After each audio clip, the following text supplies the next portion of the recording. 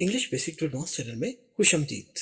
नसरीन, ये है course number 3, lesson number 39। English में बातचीत वाले जुमले सीख रहे हैं हम इस कोर्स में। आज का सबक है जिसमें हम सवालिया जुमले सीखेंगे। रोजमर्रा की जिंदगी में इस्तेमाल होने वाले जुमले। ये ताल्लुक रखेंगे तीनों जमानों से, यानी मौजूदा जमाना, माजी वाला जमाना और आइंदा आने वाला जमाना। इनके लिहाज से जारी काम वाले जुमले कैसे बनेंगे, ये हम सीखने जा रहे हैं आज के लेसन में। नाज़रीन, लेसन ज़्यादा तवील ना हो जाए, इसलिए हमने इसको 2 हिस्सों में तकसीम किया है, पार्ट 1 और इसके बाद वाला सबक होगा इसी का पार्ट 2। तो चलिए शुरू करते हैं आज का सबक। इससे पहले कि हम बाकायदा आगाज़ करें अपने लेसन का, हम नए आने वाले दोस्तों से गुजारिश करेंगे यूट्यूब चैनल को सब्सक्राइब जरूर कर लें, ताकि हर नए आने वाले लेसन की नोटिफिकेशन आपको मिलती रहे और आपको हमारा चैनल यूट्यूब पर ढूंढना ना पड़े। साथ ही बेल आइकन का बटन भी जरूर दबा दीजिए। तो चलिए शुरू करते हैं लेसन। देखिए, यह है प्रेजेंट, और प्रेजेंट वाला जुमला कैसे बनता। अगर इसने पूछना होता कि क्या मैं आपके दोस्तों से मिल रही हूँ, तो ये पूछती, ये देखिए, ये पूछ रही है इस लड़के से, am I meeting your friends. देखिए, क्या मैं आपके दोस्तों से मिल रही हूँ। नोट कीजिए, मिल रही हूँ यानी रही हूँ। काम जारी है मौजूदा जमाने में, तो ये टेंस कौन सा है। तो क्या आप बता सकते हैं ये टेंस कौन सा है जिसमें जुमला ऐसे बन रहा है, क्या मैं आपके दोस्तों से मिल रही हूँ। जी, ये है प्रेजेंट कॉन्टिन्यूस टेंस, यानी जमाना जारी लेकिन प्रेजेंट मौजूदा जमाना। Am I meeting your friends, क्या मैं आपके दोस्तों से मिल रही हूँ। अब ये लड़का क्या जवाब देगा इसका, कहता है yes you are meeting my friends. जी, आप मेरे दोस्तों से मिल रही हैं। देखिए, जी आप मेरे दोस्तों से मिल रही हैं। अब यहाँ पर देखिए, you are meeting my friends, ये तो हो गया आप मेरे दोस्तों से मिल रही हैं। अगर हमने इसी को सवाल बनाना होता तो हम यहाँ से आर उठाकर जुमले के शुरू में रख देते। तो हम बोल सकते थे, आर यू, क्या आप, मीटिंग माई फ्रेंड्स, मेरे दोस्तों से मिल रही हैं। लेकिन यहाँ पर ये लड़की खुद से कह रही है कि क्या मैं, ये लड़की खुद इस लड़के के दोस्तों से मिल रही है, तो ये पूछती है am I meeting your friends. अगर ये सवाल ना पूछती तो ये कहती आई एम। एम यहाँ से उठकर आई के बाद आ जाता, तो ये बन जाता I am meeting your friends. तो ये सवालिया ना रहता, यानी मैं आपके दोस्तों से मिल रही हूँ। तो आपने देखा कि किस तरह से सादा जुमला और सवालिया जुमला बनाया जा सकता है आसानी से। इसी तरह बोल चाल में भी आपको सवालिया जुमले बनाने होते हैं। नाज़रीन, इस चीज का मुशाहिदा किया है अंग्रेजों के साथ बातचीत करते हुए कि जो लोग भी उर्दू हिंदी स्पीकिंग कंट्री से अंग्रेजों के मुल्क में आते हैं तो अक्सर सवाल को सवालिया नहीं बनाते, जिसकी वजह से अंग्रेज लोग अक्सर कंफ्यूज हो जाते हैं कि क्या ये सवाल पूछा है या ये बता रहा है। अब अगर ये कहती है I am meeting your friends, तो ये सवाल तो ना हुआ। अंग्रेज सुनने वाला वो हैरान रह जाएगा कि अच्छा फिर आगे क्या, जैसे वो ये बात बता रही है। लेकिन जब ये कहेगी am I meeting your friends, तो अंग्रेज फौरन जवाब देगा हाँ या ना में, या जो भी जवाब बनता होगा, अदरवाइज वो खामोशी से देखता रहेगा। तो ये खास तौर पर नोट किया गया है कि हमारे लोग सवालिया जुमले को सवालिया नहीं रखते, जिस वजह से बहुत ज्यादा कंफ्यूजन हो जाती है अंग्रेजों को। तो इस बात का खास ख्याल रखिए। चलिए अब देखते हैं, यही बात अगर इसने करनी होती माजी के जुमले के लिहाज से, तो जुमला कैसे पूछती। ये देखिए, ये पूछती was I meeting your friends. अब देखिए, अगर हमने सादा जुमला बनाना होता तो हम कहते आई वॉज, मैं थी, मीटिंग मिल रही, योर फ्रेंड्स आपके दोस्तों से। लेकिन अब ये पूछती है क्या मैं आपके दोस्तों से मिल रही थी। देखिए, वाज यहां से निकालकर जुमले के शुरू में लगा दिया, was I meeting your friends, क्या मैं आपके दोस्तों से मिल रही थी। देखिए, क्या मैं आपके दोस्तों से मिल रही थी। अब इसका जवाब लड़का क्या देगा, कहता है no you weren't meeting my friends. नहीं, आप मेरे दोस्तों से नहीं मिल रही थी। नहीं, आप मेरे दोस्तों से नहीं मिल रही थी। अब यहां पर देखिए, यू वर नॉट, ये दो लफ्ज हैं, लेकिन नॉट का ओ हटाकर अपॉस्ट्रोफी कोमे के साथ एनओटी को जोड़ दिया, और वर तो शुरू में है लेकिन इस वर को भी एन अपॉस्ट्रोफी कोमा और टी के साथ जोड़ दिया, तो ये बन जाता है वारंट। वारंट बजाय के वर नॉट कहने के अंग्रेज लोग ऐसे बोलते हैं वारंट। नो यू वारंट, नहीं आप नहीं थी, क्या मीटिंग माई फ्रेंड्स, इसके दोस्तों से नहीं मिल रही थी। उम्मीद है आपको ये समझ में आ गया होगा। चलिए अब देखते हैं, यही बात अगर इसने आने वाले वक्त के लिहाज से पूछनी होती तो ये कैसे पूछती। ये देखिए, फ्यूचर के लिहाज से यह future continuous, will I be meeting your friends, क्या मैं आपके दोस्तों से मिल रही हूंगी। नोट कीजिए, हूंगी, क्या मैं आपके दोस्तों से मिल रही हूंगी।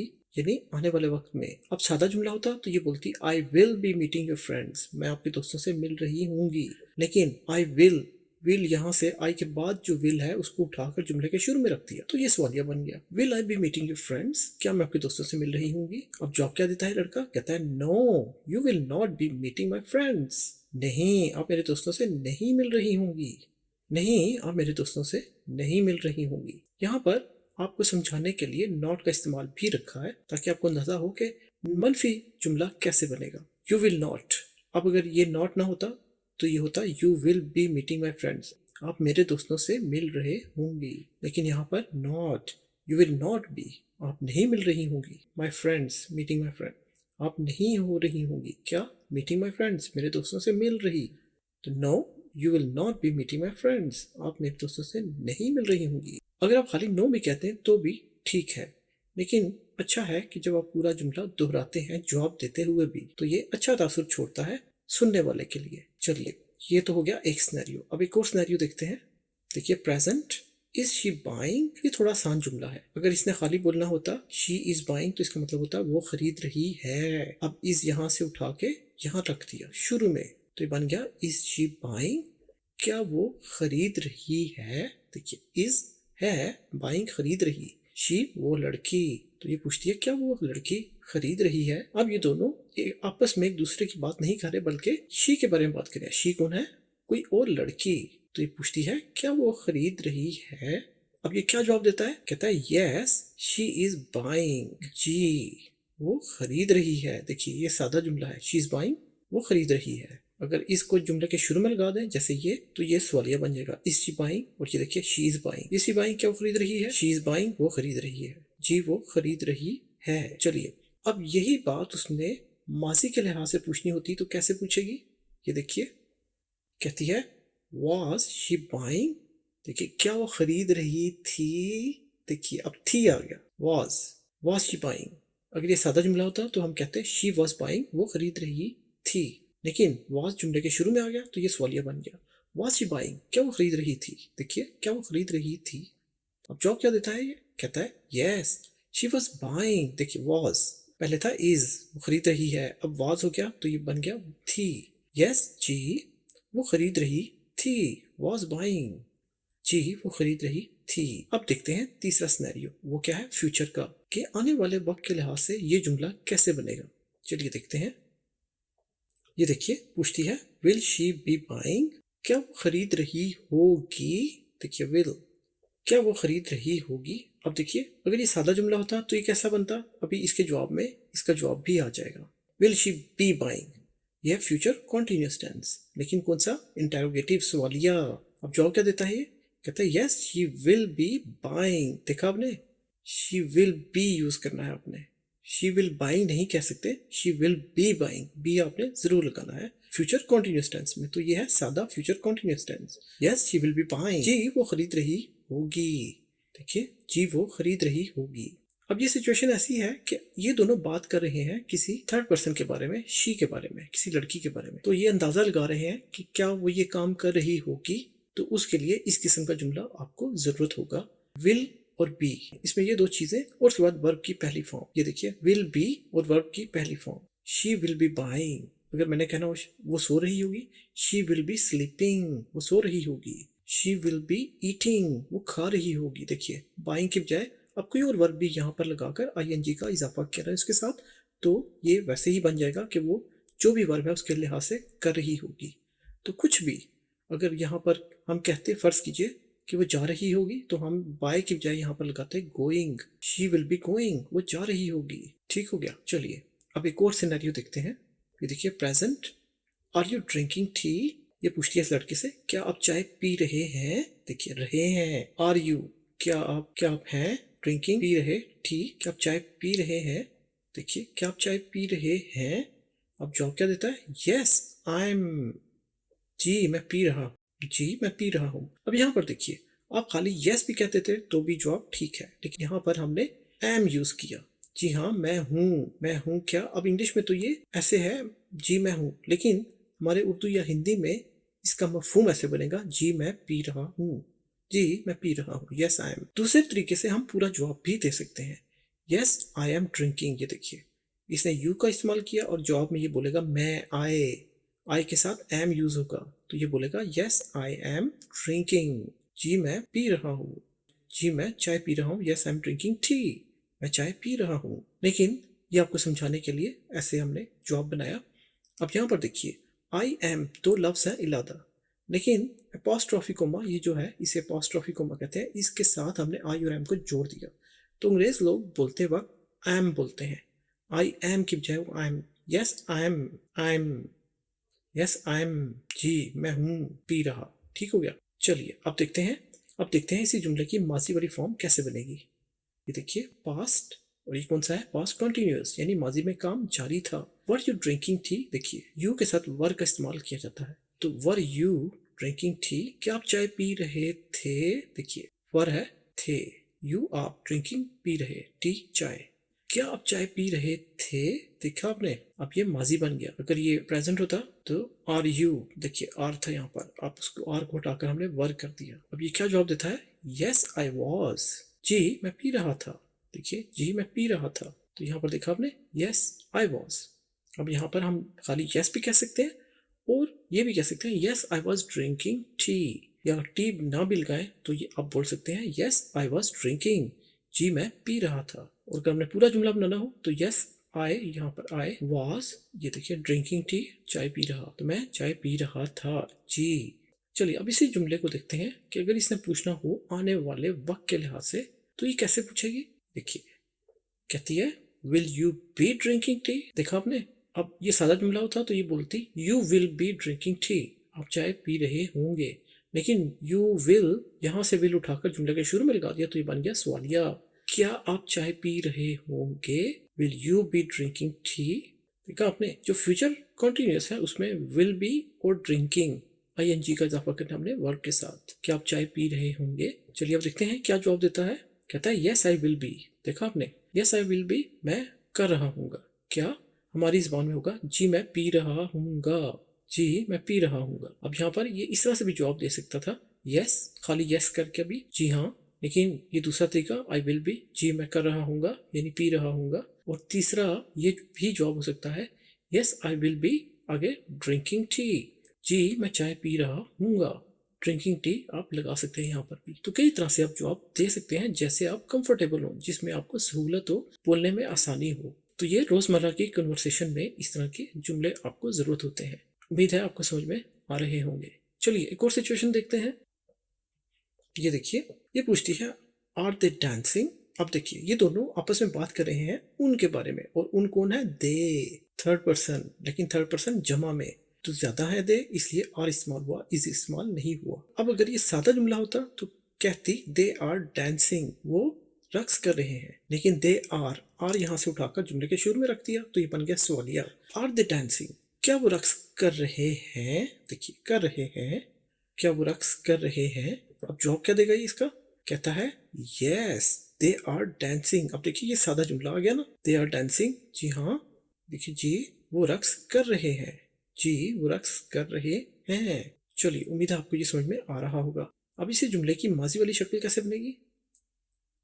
देखिए पास्ट, और पास्ट कौन सा है, कॉन्टिन्यूअस यानी माजी में काम जारी था। वर दे डांसिंग, देखिए अब बजाय के सादा जुमला होता दे वर डांसिंग, उसको सवाल बनाने के लिए हमने वर यहाँ से उठाकर जुमले के शुरू में रख दिया।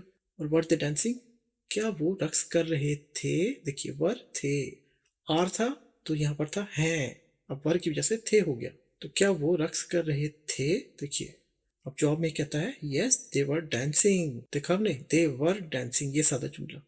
जी वो रक्स कर रहे थे, जी वो रक्स कर रहे थे, यस जी। अब यह है सादा जुमला दे वर डांसिंग। अब यहीं से अब देखिए अगर वर्ग को यहाँ से उठाकर हम जुमले के शुरू में रख देते तो बन जाता जैसे ये वर दे डांसिंग। देखा आपने ये सादा जुमला और ये सवालिया जुमला, तो बहुत आसान है, बस आपने जरा सी तरतीब में चेंज करना है तो ये पास बन जाएगा। अब देखते हैं इसी जुमले की फॉर्म फ्यूचर के हिसाब से, यानी आने वाले वक्त के हिसाब से हमने सवाल करना हो कि क्या वो रक्स कर रहे होंगे, तो वो कैसे बनेगा। ये देखिए फ्यूचर, फ्यूचर कौन सा, continuous, will they B dancing, देखा आपने विल दे बी डांसिंग। अब अगर ये सादा जुमला होता तो हम बोलते दे विल बी डांसिंग, विल यहाँ पर आता दे के बाद, लेकिन विल को उठाकर जुमले के शुरू में रख दिया, तो ये बन गया क्या वो रक्स कर रहे होंगे, विल दे बी डांसिंग। और वैसे ही नोट कीजिए, विल है, बी है, और जो भी वर्ब हो उसके साथ आईएनजी का इजाफा, तो ये बन जाएगा क्या वो रक्स कर रहे होंगे, क्या वो रक्स कर रहे होंगे, क्या वो रक्स कर रहे होंगे। अब इसका जवाब क्या देगा, ये कहता है yes they will be dancing, जी हाँ वो रक्स कर रहे होंगे। दे यहाँ पर देखिए, दे विल बी और वर्ब के साथ आईएनजी, डांस रक्स करना, नाचना, लेकिन आईएनजी नाच रहे, विल बी होंगे, दे वो, यस जी, जी वो रक्स कर रहे होंगे, जी वो रक्स कर रहे होंगे। चलिए अब एक और सिचुएशन देखते हैं। ये देखिए प्रेजेंट कौन सा, जी हाँ continuous. Are you flying airplane, देखिए क्या आप हवाई जहाज उड़ा रहे हैं, आर यू क्या आप, फ्लाइंग एयरप्लेन, एयरप्लेन कहते हैं हवाई जहाज को, तो क्या आप हवाई जहाज उड़ा रहे हैं, क्या आप हवाई जहाज उड़ा रहे हैं। अब क्या जवाब देगा, ये कहता है यस आई एम फ्लाइंग, अब आई के साथ एम और आईएनजी का इजाफा, ये है प्रेजेंट का, इसलिए आई एम आया। अंग्रेज लोग कैसे बोलेंगे, बोलेंगे यस आई एम फ्लाइंग, देखिए एम एम बोलेंगे इसको, आई एम फ्लाइंग, सुनने वाला समझ जाएगा ये कह रहा है आई एम फ्लाइंग, देखिए जी मैं उड़ा रहा हूँ, जी मैं उड़ा रहा हूँ। अब यहाँ पर हम एयरप्लेन भी लगा सकते हैं, yes I M flying airplane, और खाली यस भी कहा जा सकता है। और एक और जवाब, यस आई एम, जी हाँ मैं कर रहा हूँ, तो फ्लाइंग ना भी लगाता तो भी जुमला ठीक है, लेकिन यस आई एम फ्लाइंग ये बेहतर है जवाब देने में। चलिए अब इसी जुमले की माजी वाली शक्ल देखते हैं, माजी वाली फॉर्म देखते हैं कि अगर यही सवाल माजी के लिहाज से किया जाता तो कैसे बनता। देखिए वर यू, अब यहाँ पर पहले आर था, अब यहाँ पर माजी के लिए वर यूज हो गया, वर यू फ्लाइंग एयरप्लेन, क्या आप हवाई जहाज उड़ा रहे थे, नोट कीजिए थे, क्या आप हवाई जहाज उड़ा रहे थे। ये देखिए अगर ये सादा जुमला होता तो कैसा बनता, यू वर फ्लाइंग, आप उड़ा रहे थे एयरप्लेन हवाई जहाज, लेकिन सवालिया के लिए वर शुरू में आ गया, वर यू फ्लाइंग एयरप्लेन, क्या आप हवाई जहाज उड़ा रहे थे। जॉब क्या देता है ये, यस आई वॉज फ्लाइंग, देखिए आई वॉज फ्लाइंग पहले था आई एम, अब उसकी सेकंड फॉर्म, एम की second form was, yes I was flying, जी मैं उड़ा रहा था, जी मैं उड़ा रहा था। चलिए अब यही चीज फ्यूचर टेंस के हिसाब से देखते हैं, यानी आने वाले वक्त के हिसाब से ये जुमला कैसे बनेगा।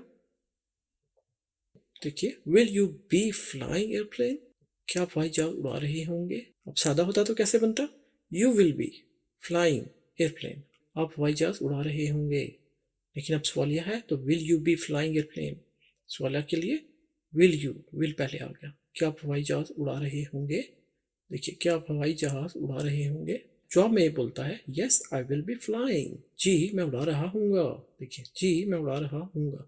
अब यह है सादा जुमला, आई विल बी फ्लाइंग, अगर यहाँ पर यू भी लगा दे, यू विल बी फ्लाइंग, आप उड़ा रहे होंगे, अगर ये कहती यू विल बी फ्लाइंग, अब ये कह रहा है आई विल बी फ्लाइंग, मैं उड़ा रहा हूँ, तो उसी तरीके से खाली यस भी बोला जा सकता है, और दूसरा जुमला आई विल बी ये भी बोला जा सकता है, तीसरा yes I will be flying ये भी बोला जा सकता है, चौथा yes I will be flying airplane पूरा जुमला भी बोला जा सकता है, सभी ठीक है। चलिए अब एक और सिचुएशन देखते हैं। देखिए आर यू क्लीनिंग हाउस, क्या आप घर साफ कर रहे हैं, देखिए प्रेजेंट कॉन्टिन्यूअस, उसकी निशानी रहे हैं, रही हो, रहे हो, इस तरह से जुमले के आखिर में आपको शनाख्त हो जाएगी, पहचान हो जाएगी, तो ये प्रेजेंट कॉन्टिन्यूअस टेंस है। अगर सादा होता तो बोलते यू आर क्लीनिंग हाउस, आप घर साफ कर रहे हैं, लेकिन आर शुरू में आ गया, आर यू क्लीनिंग हाउस, क्या आप घर साफ कर रहे हैं, देखिए क्या आप घर साफ कर रहे हैं। अब जवाब क्या देता है, कहता है नो आई एम नॉट, मैं नहीं कर रहा, नहीं मैं नहीं कर रहा। आई एम नॉट से मफहूम ऐसा ही बनेगा हमारी ज़बान में, हमारी लैंग्वेज में, उर्दू हिंदी में, मैं नहीं कर रहा, देखिए मैं नहीं कर रहा।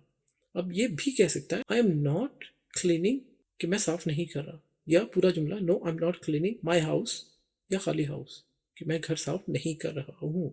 आई एम, अब माजी के लिए यहाँ पर एम की बजाय हम वॉज का इस्तेमाल करेंगे, और यू के लिए वॉज नहीं आएगा बल्कि यहाँ पर वर आएगा। तो चलिए देखते हैं इसी जुमले की माजी फॉर्म यानी पास्ट फॉर्म। ये देखिए वर यू क्लीनिंग हाउस, क्या आप घर साफ कर रहे थे, ये देखिए तो यहाँ पर वर आ गया, क्या आप घर साफ कर रहे थे। अब इसका सादा जुमला कैसा बनेगा, ये देखिए यहाँ पर इसके जवाब में नो आई वॉजंट, आई के साथ वॉज का इस्तेमाल हुआ। और वैसे ही आई वॉज नॉट, ये भी ठीक है, लेकिन वॉजंट वही शॉर्ट फॉर्म बोलने के लिए यूज होती है। नो आई वॉजंट, नहीं मैं नहीं कर रहा था। देखिए मैं नहीं कर रहा था। No I wasn't. हालांकि आई वॉजंट क्लीनिंग, क्लीनिंग नहीं है, लेकिन मतलब इसका यही बनेगा। कई तरह से जवाब इसका दे सकते हैं। नो, खाली नो भी लिख सकते हैं। नो आई वॉजंट, ये भी ठीक है। और फिर पूरा जुमला नो आई वॉजंट क्लीनिंग, वो भी ठीक है। और जो था no I wasn't cleaning house, नहीं मैं घर नहीं साफ कर रहा था। चलिए अब इसी जुमले को हम देखते हैं फ्यूचर वाली फॉर्म में, यानी आने वाले जमाने मुस्तकबिल के लिहाज से ये जुमला कैसे बनेगा। Will you be cleaning house. देखिए क्या आप घर साफ कर रहे होंगे, क्या आप घर साफ कर रहे होंगे। तो जवाब क्या देता है, ये कहता है no I will not be. देखिए अब ये भी कई तरह से जवाब दे सकता है। अभी तो ये कह रहा है नहीं मैं नहीं कर रहा हूँगा, no I will not be. देखिए नहीं मैं नहीं कर रहा हूँगा, अब ये भी कई तरह से जवाब दे सकता है। खाली नो कह के भी नो आई विल नॉट इतना भी कह सकता है, लेकिन no I will not be ये भी ठीक है। और पूरा जुमला no I will not be cleaning house वो भी ठीक है। तो कई तरह से आप जवाब दे सकते हैं जैसे आपको आसान लगे। तो नाज़रीन ये था हमारा आज का सबक। उम्मीद है आपको पसंद आया होगा। आपका बहुत शुक्रिया, आपने हमारे साथ मिलकर सबक को पढ़ा। जिन्होंने चैनल को सब्सक्राइब किया हुआ है, कमेंट करते हैं, लाइक करते हैं, शेयर करते हैं, उनका दिल से शुक्रिया। नए आने वाले दोस्तों के लिए हम कहेंगे कि चैनल को सब्सक्राइब कर लें और बेल आइकन ज़रूर प्रेस कर दें, जिससे आपको नोटिफिकेशन फ़ौरन मिल जाएंगे जैसे ही नया लेसन अपलोड होगा। और सबसे बड़ी बात, आपको हमारा channel English basic to advance, ये चैनल आपको यूट्यूब पर ढूंढना नहीं पड़ेगा, बल्कि आपके पास सेफ होगा, आपकी सब्सक्राइब लिस्ट में मौजूद होगा। इसी तरह ज़्यादा से ज़्यादा लाइक कीजिए ताकि हमें अंदाज़ा हो आपको हमारे लेसन पसंद आ रहे हैं। और अपने दोस्तों, रिश्तेदारों और सोशल मीडिया प्लेटफॉर्म पर ज़रूर शेयर कीजिए। अच्छे लेसन हैं, इनसे सभी का फ़ायदा होगा। तो अपना बहुत ख्याल रखिएगा। मिलेंगे हम आपके इसी लेसन के दूसरे हिस्से में, और उसके बाद हम एक दिलचस्प लेसन भी आपके लिए लेकर आएंगे। तो देखते रहिए हमारा English basic to advance channel. आपका बहुत शुक्रिया, अपना बहुत ख्याल रखिएगा। अल्लाह हाफिज़।